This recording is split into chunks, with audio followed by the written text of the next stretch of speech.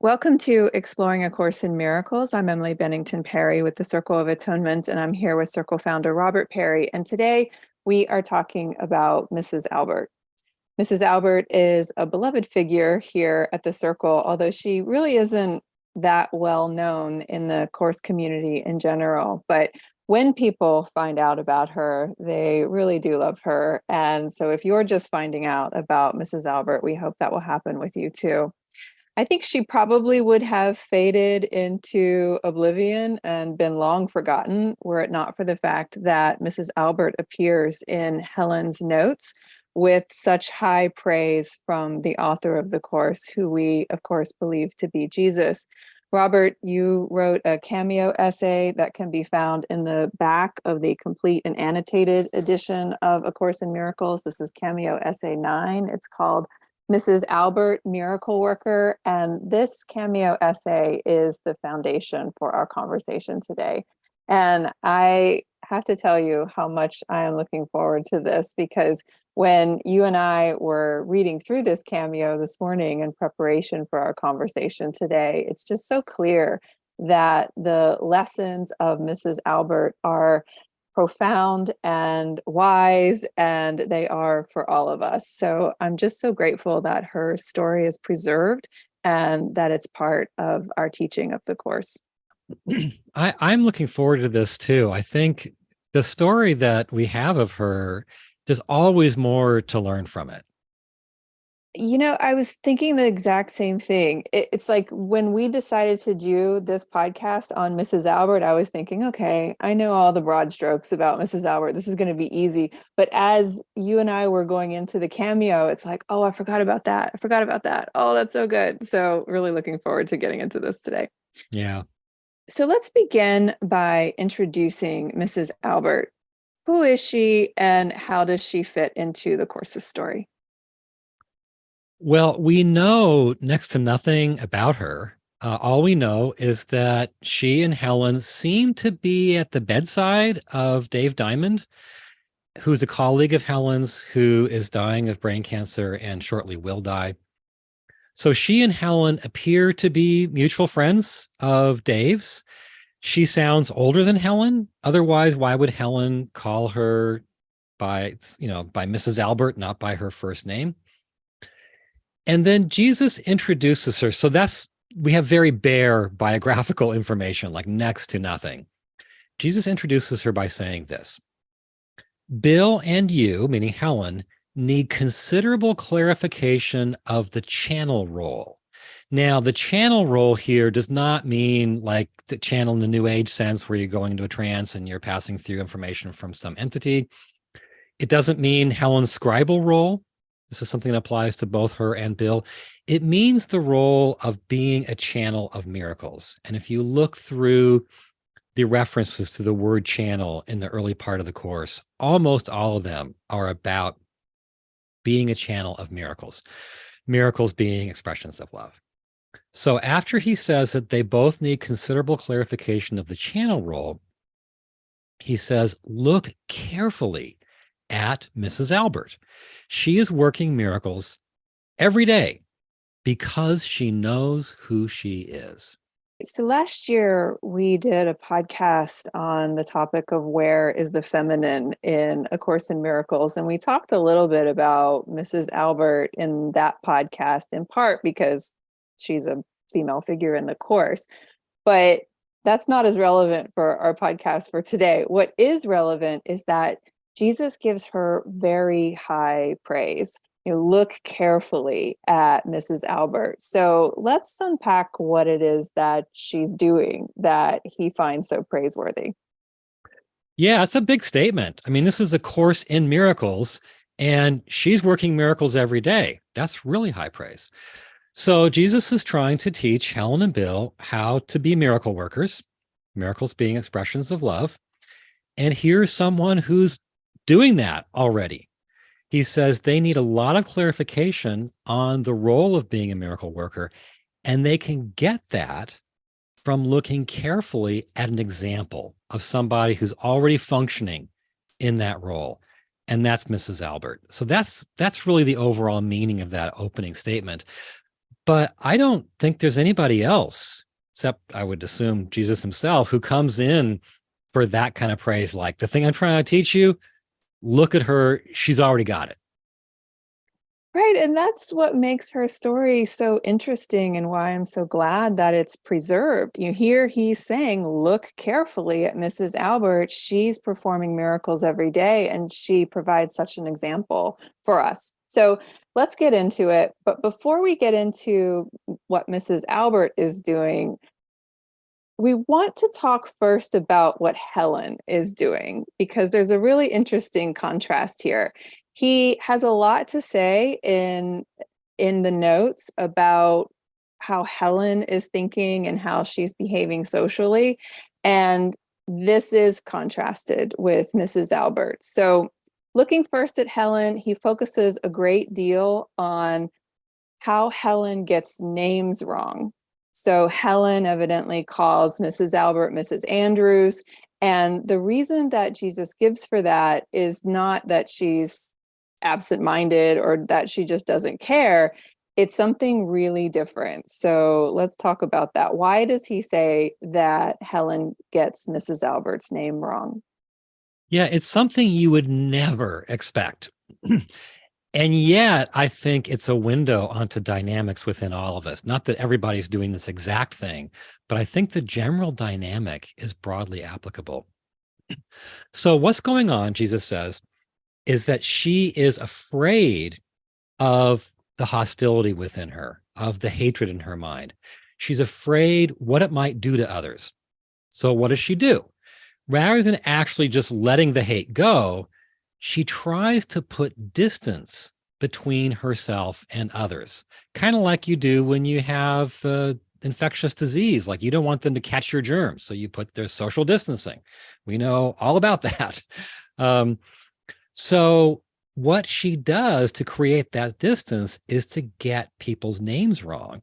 You mentioned that she called Mrs. Albert Mrs. Andrews. She routinely calls her husband Louis Jonathan. One of the humorous stories is that she had this doctor who she looked up to a lot, Dr. Rockwell. And at one point she called him Dr. Rockhead.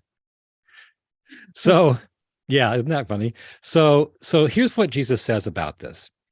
You had misinterpreted human encounters as opportunities for magic, which the implication is some kind of like using others, exploiting others, rather than for miracles, expressions of love. And so you tried to protect the name. This is a very ancient and primitive way of trying to protect a person. That's so interesting. So let's talk about how getting someone's name wrong protects them as a person. So he says that Helen is trying to protect them from her own inner hostility, which I think to some extent we all do, although it's just not obvious to us. So let's talk about that idea. Yeah, he calls this a curiously literal regression. She's like regressing to a more primitive, childlike place where what she's thinking, he says, essentially, is that the name becomes a kind of stand-in for the person. And so what happens is if she gets the name wrong, it's like the hate in her mind can't find its target. And I think on a more sort of literal, understandable level, it's like by getting the name wrong, she's producing a distance between her and that person, a kind of a buffer. And therefore, it's an attempt at social distancing. And therefore, the disease in her can't reach them and hurt them. I wonder if she knew that that's what she was doing in relation to calling her husband Louis Jonathan. I've always thought that was so curious. Like, why does she do that? And I'm not even sure Jonathan was his middle name. Who knows why she just made up a totally different name for her husband. But here we have an answer, and it makes a lot of sense if you really look at it. Well, if you remember when we interviewed Tam from the Foundation for Inner Peace, she said that Helen's explanation was she didn't like the name Louis and she just preferred Jonathan. I think Jesus is saying there's more going on here. Well, yeah. So he's saying that she's trying to protect him from her inner hostility. So say more about that. Well, what he does is refer to this ancient Jewish superstition. And here's what he says: note the very old Jewish practice of changing the name of a person who is very ill, so that when the list is given to the angel of death, the person with that name will not be found. So the idea is that like she's interpreting the situation as it's as if the angel of death is the hate in her mind. And so if she changes the person's name, that angel of death in her mind can't find its target and can't hurt the person. So there's something just like this superstition is very kind of primitive thinking. There's something that regresses in her in the face of the hate within her and adopts this really primitive kind of solution, which you can expect she wouldn't have been consciously aware of. The course is talking about how we have all of this anger in us that doesn't always present itself on the surface, but we know it's there. We know it's in the background, and we're afraid of it spilling out. And how much do you think that that's going on here with all of us? Like, how much of Helen lives in us in this regard? Well, I think that's the question to ask at this point, right? Like we might think, well, I'm afraid of people. Maybe something more is going on. So when I read about Mrs. Albert and Helen, I think back to I was going to church a lot when I was like 15, 16, and I would go to the Sunday service, and afterwards we'd be out, outside the sanctuary talking to each other. And I just had a lot of judgment towards the people there. I just didn't want to really interact with them. And so what I did was I put on this ridiculous, in hindsight, completely ridiculous act of every Sunday being super sleepy, so sleepy, so out of it. And at the time I would have said, well, it's just because I judged them and didn't want to interact with them. But you wonder, what if something in me was saying, if I am fully here, that judgment might slip out and be hurtful, and then I'll feel super guilty. So better to just create this buffer, which was just as ridiculous as Helen's buffer, right? I can't be like that sleepy every Sunday morning. So you do have to wonder. Depends on the pastor. You do have to wonder how much this is going on with us, and we just don't see it. Well, this whole thing has made me think, because I can see very clearly the ways in which I put buffers between me and other people. And what I tell myself is that I've, like so many others, I've been hurt by people in my life. And so I need to protect myself from basically everyone, because I'm afraid. What I tell myself is that people bring a lot of drama and dysfunction, and I don't want that brought into my life. And so I need to put this buffer in place. But reading about Helen's story makes me wonder, am I afraid of my part in that interaction? And am I trying to guard them from my own dysfunction in a way? So That's a food for really thought good for example. all of us. That's a really good example because, I've heard you talk about that dynamic so many times, and So is you don't, everyone on the podcast. yeah, and you don't tend to, I don't remember you mentioning like maybe you're afraid of your own judgment and anger getting out and doing damage, and then you feel awful about yourself. It's not anything that I'm in conscious contact with. What I tell myself is it's them. I don't want that craziness brought into my life. I need to keep this place manicured and nice and clean. And so I've never kind of put it together that maybe I'm afraid of my own hostility spilling out onto them. But we should probably move on. We That's like should move super on. uncomfortable to keep talking about. Let's just So, park here for a while and keep talking about your hostility. No, I right. think what you're saying is relevant because Helen, when she first wrote this down in her notebooks, it was a whole new insight. It had never occurred to her. Mm. Well, that's amazing. I mean, you and I, and this is a little personal, but you and I have had situations where you're like, why are you not talking to me? And I'm like, I don't feel safe for you right now. And so therefore, I'm not going to talk because I don't want to be in communication with you when I'm not safe. So, because I'm angry. And so that is something I am very in conscious contact with. I try and provide like a safe space for you when we're in disagreement, but I've never applied that to more general people in my life. So, anyway, uh Interesting that's questions this brings up. yeah, indeed. Okay, so just moving on because that's uncomfortable.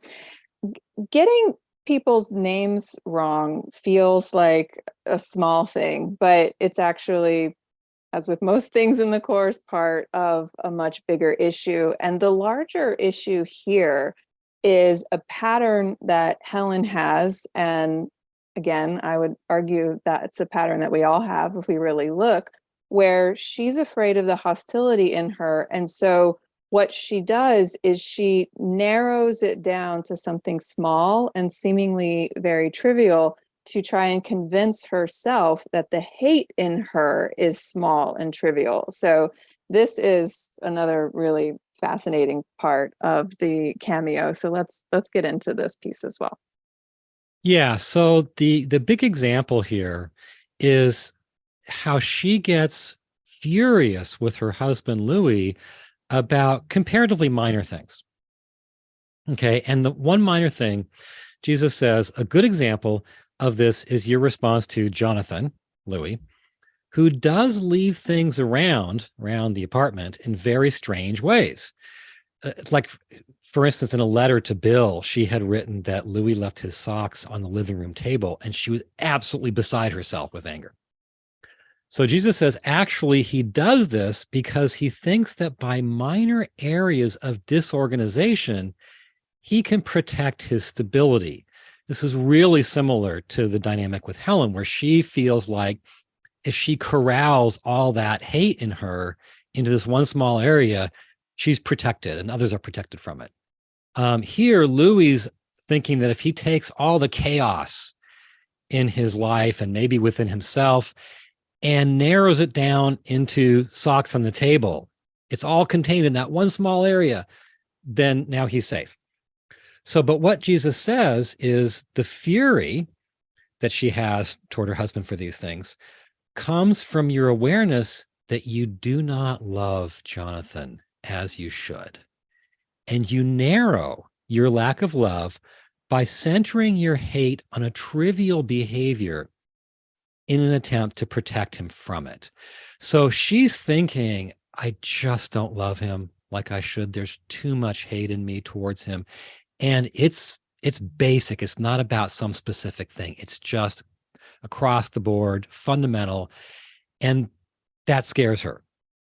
And so she thinks if she can funnel it all down to, I am so furious about the socks on the table, which is something small and specific and trivial, then the hate itself becomes small and trivial. Again, it's the same dynamic as with the names. You narrow it down, then think you can control it. And now it's a much, it's a problem that's been controlled. But I find that example to be uncomfortable because, well, I think there is something in us that feels like, okay, I don't love this person as I should. And that's really disturbing. And so then the mind starts looking for these weird little fixes. And her weird little fix was, I'll narrow it down to fury over the socks on the table. We have our own, surely we have our own weird little fixes where we think we can deal with that problem in a kind of superstitious way. Like, this is all very superstitious, isn't it? What are we doing that's like her fury over the socks? What are you doing? I don't know. I don't know. I had to think about it more. But the whole thing is like he's looking into our minds and seeing how unsettled we are All right. by Well, the hate. I What are guess you doing? I'm the only one who's going to divulge personal things I on divulged this personal podcast. things. It was from a long time ago, but it was personal. You fell asleep in church. I'm the one who's like, I've got all this hostility in me. I'm afraid it's going to spill out on people. No, anyway, I'll give you a couple examples Okay. because and again, I'm doing this in the idea that this is something that we can all relate to. So just like It's just you. Helen, It's yeah, just you. just like Helen tries to contain her fury to the socks on the table as a way to kind of control it and manage it. I think we do that in a couple of ways. I think that we do that in our homes where everyone has the super messy desk and they think that as long as their desk is messy, but everything else is clean, then that's okay. We've all got junk drawers where we throw everything in the junk drawer, but as long as the junk drawer is messy, but the rest of the house is clean, that's fine. I do it with my closet. My closet's an absolute wreck, but if the rest of the house is okay, then it's contained to that space. And those are just minor examples that I think we can relate to in our own homes, but it goes a bit deeper than that. Well, there's a connection that I made this morning when we were talking about this cameo, because it relates to something he says in the text where we try and contain our hate to certain people. So it's safe to hate those people because hating them contains your hate, and thereby you're not spilling it on to others. So if I've got all this hate and hostility in me and I put it on this one person who's quote unquote safe to hate, then it spares everybody else from my hatred. So if I hate my coworker, then maybe I'll be nicer to my kids because my hate's contained into this repository of this person over there. And so I think that's part of what's going on here too. We just, again, try and find these little boxes to put our hate versus getting rid of it at its root. Yeah, that's a really good example. Yeah, it reminds me of something that I won't go into from one of the later cameos, but it is a great example. I thought you were going to say it reminds you of like a story from your life that you won't go into. I got All no right. stories to offer here. Okay. Well, let's get back to Mrs. Albert because there are two behaviors of Mrs. Albert's that Jesus specifically points to, and we're going to take them one at a time. So the first occurs when, as we were saying, Helen gets her name wrong and calls her Mrs. Andrews. And that's such a, again, ordinary, everyday act, but there's so much that we can glean from it.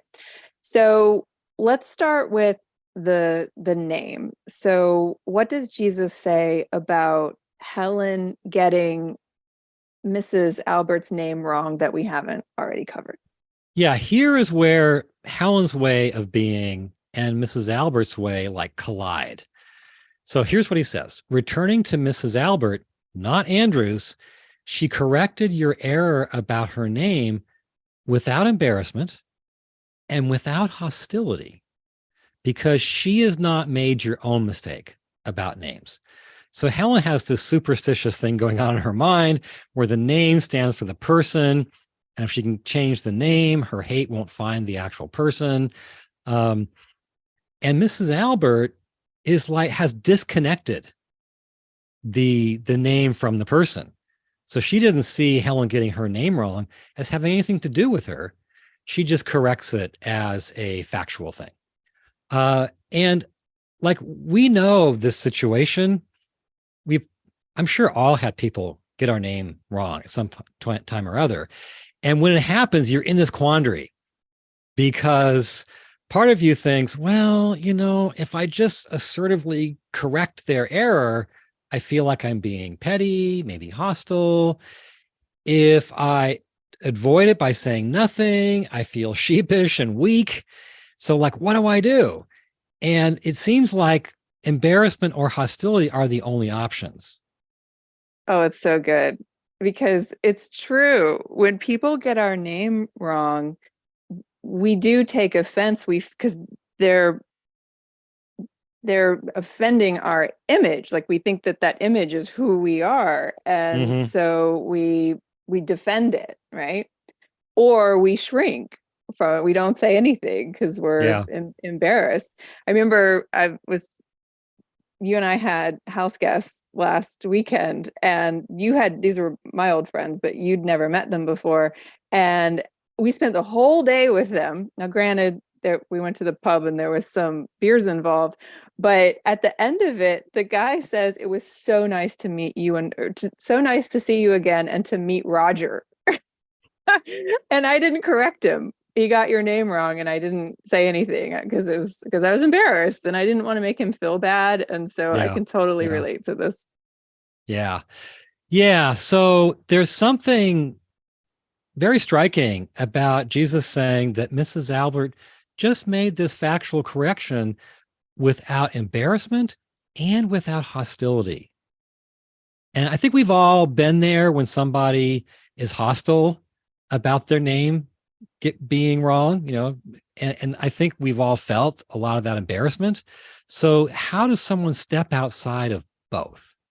Okay, so let's talk about those two modes of embarrassment and hostility, because again, this is something that we can all relate to. We're feeling like we need to correct someone. Maybe it's not a name, maybe it is, but um, we fall into these pits. Like we're either shrinking because we're embarrassed, or we're trying to make our point in a really hostile way.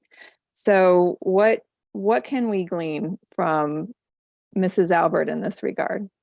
Well, what I've thought in reflecting on her over time is those are almost like two global stances. We can, that we mainly take in life. We can mainly take the embarrassment stance or take the hostility stance. And as I've reflected on the concept of embarrassment, I've thought about it as you feel exposed to others seeing something in you that is negative or inadequate. Whenever you think that someone might see you and you might be exposed to them as having some negative trait, some inadequacy, you feel embarrassed. Doesn't he I call it a form of egocentricity? And he also says it's a form of fear because you're afraid that they will see something about you that's not so good. I found a dictionary that says it's a state of self-conscious distress. Um, and then that dictionary defines self-conscious as uncomfortably conscious of oneself as an object of the observation of others. And I think once you throw in that as they observe me, they might see something about me that's a shortcoming, something I've done wrong, something that's inadequate, then embarrassment comes in. Like embarrassment is so close to self-consciousness that, they're continuous. So the question is that our main stance in life? Do we go through life largely self-conscious? How much are we apologizing? How much do we erect masks to shield ourselves from view? And then I think what happens is if we go through life enough like that, we start getting told, maybe by people we know, but maybe by books, maybe by teachers out there, that the solution is to swing to the other side. No one calls it hostility, but it's kind of what it is. You stand up, you don't let the bastards, how's that saying go? Get to Take you. you, get to you. You Don't let don't the take bastards get to you. you don't take no for an answer. You draw your boundaries. You're assertive. You stop playing small, right? You do all those things, and you're like, I'm not gonna let life do that to me. I'm gonna go out there and grab the apple and, carpe diem and all that. And what that means really is you've swung over to the hostility side, even though nobody would use that name for it. And I think we even know people, who have been, pretty sheepish and have been, not very assertive in life.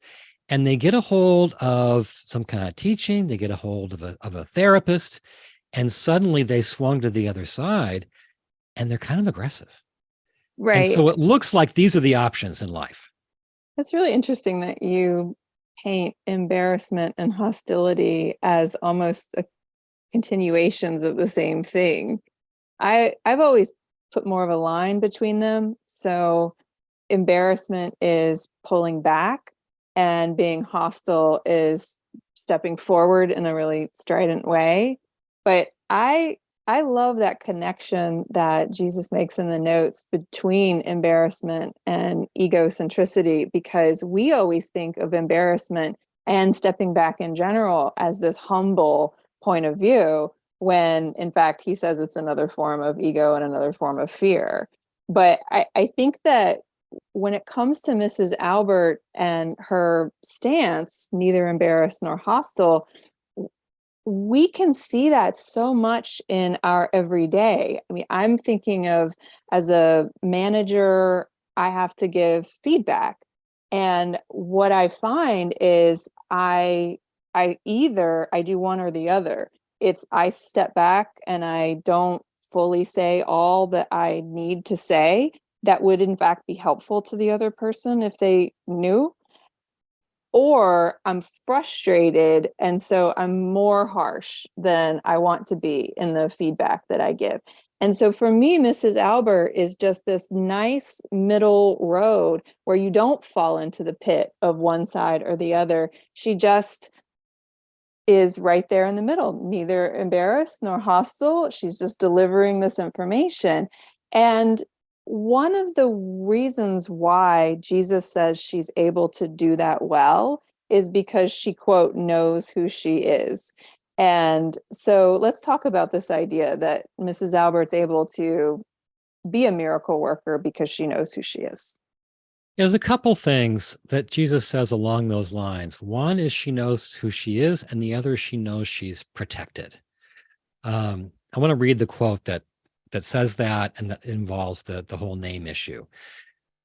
He said, "She is not afraid because she knows she is protected. She made the correction about the name only because you were inaccurate, and the whole question of embarrassment did not occur to her." So she feels almost like impervious to what's happening, in terms of how she seems to be seen or treated. If her name gets mistreated, so what? It's just a name. If Helen's going to think ill of her for correcting the inaccuracy about her name, she's not afraid of that either. She has some kind of rock-like security. She knows who she is. She knows God's protecting her. She's clearly a believer of some sort. And out of that, she can move forward in the social situation with Helen and be very direct. Helen is trying to put this buffer up, right, by getting her name wrong. And Mrs. Albert sweeps that aside and just corrects her. And it's as if she is fearless enough to be direct in a very innocent way, not embarrassed, but also not hostile. I love that idea that she knows who she is and she knows she's protected. And that enables her to go through life in this really secure way. And so much of the offense that we take when people get our name wrong or have some judgment about us that we think is wrong, we're taking offense to it because we're trying to protect our image. And Mrs. Albert knows that she's not that image. She's something far greater. And she comes into her interactions with Helen from that place. So I think we're so insecure, and because we don't know who we are, and our interactions reflect that. We wouldn't be so embarrassed or hostile if we weren't so insecure at our base. Absolutely. Yeah. And what we're also doing is we're identifying with things like our name, things like our image, things that can be kicked around in the world by anybody who chooses. And she apparently is not doing that. And so he says she's not afraid. We are so concerned with what other people think of us. And that's the image football that people can kick around. And if you are associated with what other people think of you, if you put your identity in that, then you're going to feel insecure and you're going to be behaving in these hostile or embarrassed ways. And so that's where Mrs. Albert becomes a model for us. But Yeah. Yeah. okay, so just moving on, I want to also get into something that Jesus highlights, something that he says, that when he says, look carefully at Mrs. Albert, he wants Helen and Bill to look at how she deals with getting Mrs. Albert's name wrong, but he also wants her and Bill to look at something that he actually calls a quote unquote miracle. And it has to do with their mutual friend and colleague, Dave Diamond, who's in the hospital. And Jesus says, quote, she, meaning Mrs. Albert, was also quite unembarrassed when she told you that everything has to be done to preserve life, because you never can tell when God may come and say, get up, Dave, and he will. So everything has to be done to preserve life. Presumably that's a reference to keeping Dave on life support. Would you agree with that? Yeah. Somehow medically keeping him alive. Okay. So when Mrs. Albert says that God may come in and say, get up, Dave, and then he will, Jesus calls that a miracle. Why? Yeah. He strongly implies that she has just, I mean, this I think is the main thing he wants Helen and Bill to see.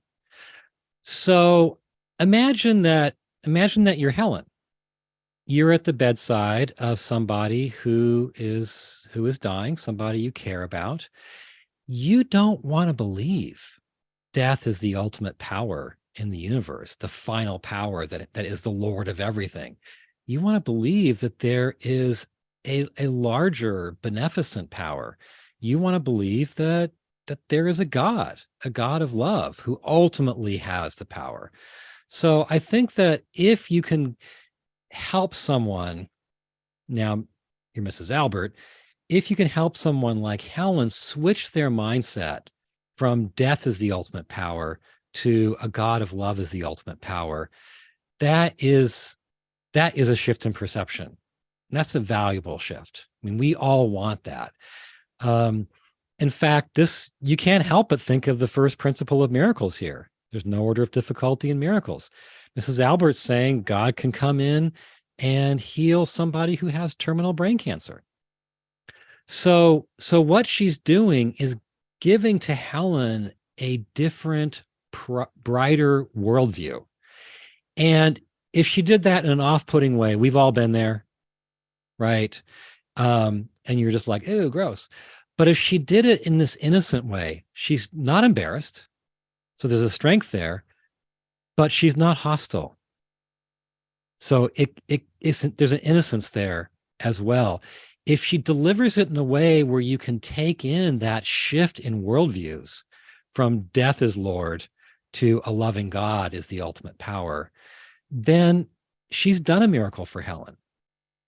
And then she doubles down on it. Right. So then Jesus says, she did not ask what you believed first, and afterwards merely added, and it's true too, that Dave will get up. Yeah, I know. Yeah. So she's basically dropped this shocking belief bomb about her own personal convictions. And rather than backing off or apologizing, she doubles down. And it's true too. And then Jesus refers to this, basically saying that if you're faced with the first half of this question, when they told me what to do, you should complete that sentence with, I referred the question to the only real authority. And then Helen has a clarification in the text, not in her notes, but in the later typescript that Bill types up. She says, if you ask somebody what he believes before you tell him what you believe, you are implying that you will say what he approves. This is not the real authority. So basically, the situation is this. Most of us would be tempted to test the waters first, right? To make sure we're going to say something that the other person will agree with. And at that point, we're making them our authority. They are telling us what to do. So when they told me what to do, I said, sure, why not? How high? Mhm. So instead, we need to think they're not my authority. Jesus within me, God within me, that's my authority. And I will follow that regardless of what they tell me to do. That is so good. And once again, so relatable. As you're talking, I'm thinking about whenever anyone asks me what I do, I always say, have you heard of A Course in Miracles? And if they say no, then, which 9 times out of 10 they always do, I go into this whole other thing. I'm executive director of a nonprofit that teaches forgiveness because the world's fractured and couldn't we use more forgiveness? And when I say, couldn't we use more forgiveness or something to that effect, they'll go into their own thing. So I'm off the hook in talking Mm-hmm. about the course Mm-hmm. because I've intentionally steered the conversation away from what I do, which I believe in with deep conviction. And I can see that that's just a form of embarrassment. And then on the other side of that, if I'm still talking about studying the course, what you see in Facebook forums, for example, is a lot of hostility, a lot of trying to hammer quotes and points and sharing it in such a way that you're just shoving the language down people's throats. Now, neither of these approaches work. It's the same idea that Mrs. Albert was coming with. She was sharing a belief that she had. You never know when God might say, get up, Dave, and he will. And it's true too. You can just share your belief in this kind of matter-of-fact way. And we're not so good at that. I'm sharing, I am embarrassed. And so I don't come forward with what I believe. And I've also been guilty of being in the hostile place of trying to shove down people's throats what I believe. And so again, Mrs. Albert is just this nice middle way for all of us. Yeah. When we were talking about this morning, I was realizing I put a lot of buffers up in my interactions with people because I believe a lot of weird things. Mm-hmm. I believe a lot of really out there things. I've got a whole long story of why those beliefs are reasonable, why there is evidence for them, but it's a long story. Okay. I'm never going to get to tell that long story. If I am Mrs. Albert, I'm just going to come out there with some weird things I believe, and then I'm going to look really weird. It's so funny that you say that because that's the thing that I think I can connect to as well. It's not that I'm trying to say, I put a buffer in between me and other people, but it's not, at least I'm not in conscious contact with trying to save them from my hostility, as I was talking about before, but I'm trying to save them from my weird beliefs. That I'm very in touch with. And it comes out in that story from just a minute ago about what do you do? I'll steer you away from talking about Jesus all day long. Meanwhile, it's what I do all day long. So and part of the reason why I'm sharing that is because we talk so much here at the circle in our community about being in the course closet, and Mm. what's going to help the course come out into the world and do what it's meant to do here in the healing of the world is talking about it. And if we can't talk about what we believe, without embarrassment or hostility, then the course itself can't do what it's meant to do in the world. And I'm just as guilty as anyone else of not doing that right. But this part of what Mrs. Albert's here to teach us. You want a story from me? This is my worst. It's like my anti Mrs. Albert story. Good. So about time. Like back in the 90s, I was going to a bookstore in Phoenix to buy a copy of the course as a gift for somebody close to me. And I go up to the counter, and the guy who's, taking the transaction, he says, "Oh, I've heard good things about this." Now, I have at this point already devoted my life to this, to teaching this, to writing about this. It's my full-time job. It's what my life's about. Okay. He has an openness and an interest. He has by chance encountered somebody who's devoted their life to this. Okay. And what did I say? I said something like, "Yeah, it's just been really good for me." Something really like incredibly lame. And I've always held that as such an embarrassing moment because I was literally the opposite of Mrs. Albert. Mm-hmm. Mm-hmm. Because, Helen and Bill, they regarded the course as their guilty secret. They were afraid of what it would do to their reputations, even professionally. So I think if you're like a reasonable person, a reasonable, thoughtful, educated person, it's very easy to think, hey, this is so weird. I don't want people to know about this. I get it.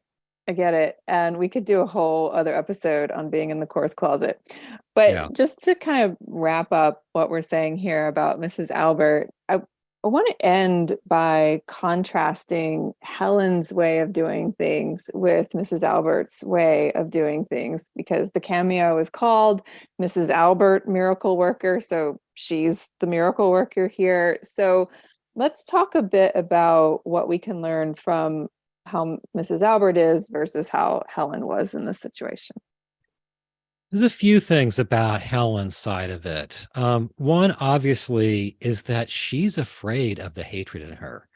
And Jesus is basically saying you can't solve it through these magical, superstitious means. You can't do it. You got to actually take it on and release it.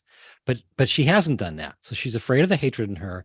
And then because of it, she's creating this distance between people and her, to this buffer to keep them safe. Okay. So she's creating social distance that doesn't need to be there. It's only there because of the hostility in her. And she's also, this is not mentioned here in this cameo, but I just mentioned that, she was ashamed about Jesus and her love for Jesus. Her and Bill regarded the course as their guilty secret. They aren't wanting to let out how weird they are, except to some very select people. Okay, so that's kind of her stance. Now, Mrs. Albert is so different. She's like globally different. First of all, she carries this rock-like security. She knows who she is. She knows she's protected. She knows that she's not her name. She's not what people think of her. She is this kind of unshakable reality inside. And so she's not afraid. Okay. But the other thing going on with her is she's not worried about the hate in her. She seems to feel there's something wonderful in her, between her and God, that she can share with others and use to bless them. So then what happens is when she is prompted by God to say something, and the implication here in the material about her is that this was the real authority prompting her to say to Helen what she did about Dave getting up. Okay. So when she's prompted by God to say something that expresses her innermost convictions, she just does without any embarrassment whatsoever. She doesn't worry about how it will make her look. She doesn't test the waters first. She hasn't made other people her authority. The authority in her, for her, comes from the inside. And once it has spoken and asked her to do something, that's it. She just does it without any fear, without any embarrassment. I feel like this is where and I know we have to close here in just a minute, but this is also where the power of a community helps, because I've seen in my own life all the ways in which when you're surrounded by people who share your beliefs and convictions, there's a muscle that gets strengthened in you where you're able to talk about them. Like you flex that muscle by talking about your beliefs in your community, and then you become stronger in sharing those beliefs outside of the community. And I don't want to say this in any way to encourage anyone to just be stuck in a community that only shares your beliefs. I think that that kind of siloed thinking is what's wrong with the world. But I do think that you can, with the course, for example, join in a community where you're talking about these ideas, and then your voice gets stronger outside of the community. And I just want to share very quickly an example of that. When it comes to Jesus, I would find every way to not talk about Jesus because I didn't want to be labeled as a Jesus freaks, kind of like Helen and Bill. They don't want it to spill out how weird they are. And I've just gone through this process over the last 8 years or so, just getting more comfortable talking about who I know him to be and Jesus as my guide and elder brother. And I did a presentation yesterday for a group where I was talking about Helen's poetry, and Helen's poetry speaks a lot about longing for Jesus. And someone spoke up and said, well, isn't that just making Jesus special? And isn't the course against specialness? And it was a good question, but I know that 5 years ago I would have just shrunk from it. I would have found some way to dodge it and move on to the next thing. But I found myself, because of the strength of talking about Jesus in community for all these years, kind of stepping forward in that middle Mrs. Albert way and saying, well, Miracle Principle 47 does talk about how Jesus bridges the distance between us and God, because that distance would be too great for us to encompass otherwise. He is our equal as a son of God, but he does have a unique role to play in our spiritual journey. He was, after all, the first to complete his part perfectly. So just like saying it without shrinking or without trying to like cram my point down the person's throat. And so I just want to share all of that to make the point that it's in community that we can strengthen these Mrs. Albert in us, where we go out into the world and be her as miracle workers. Yeah. Yeah. I like that story. Go ahead. Just to kind of wrap up, like what we can take away, I think that what everyone loves about Mrs. Albert is she's not afraid, basically not afraid of what people think about her. Okay. She moves without that sense of fear and worry and dependence and timidity and testing the waters. We all love that. But what we also should remember is that it's not just that the authority doesn't come from outside of her and control her. It's that the authority comes from the promptings of the Spirit within her, and comes from, there's a love in her. In place of the hostility that Helen is so afraid of in herself, there is a goodness in addition to the strength. And out of that goodness, she is prompted to say certain way out things, like you never know when God's going to come and say, get up, Dave. She's prompted to say those things. And that guidance within her is her authority. And I feel like that's the big takeaway here. Like, is our authority what everyone's thinking out there, what they're going to approve of? Or is the authority the Spirit within us and the goodness? Is that where the causation is? The goodness within us.